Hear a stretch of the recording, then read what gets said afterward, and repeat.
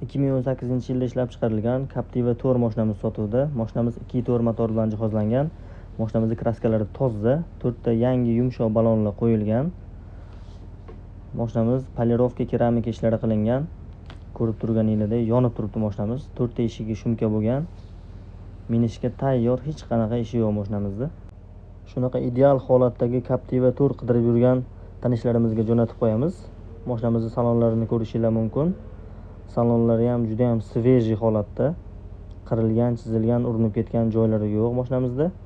Mashinamizga qilingan ishlardan 909 megagar qo'yilgan, $400 monitor qo'yilgan, anti-radar inspektordan qo'yilgan va video registratorlari bor. Hamma narsasi bilan shundoq beriladi, yechib olinmaydi mashinamizdan.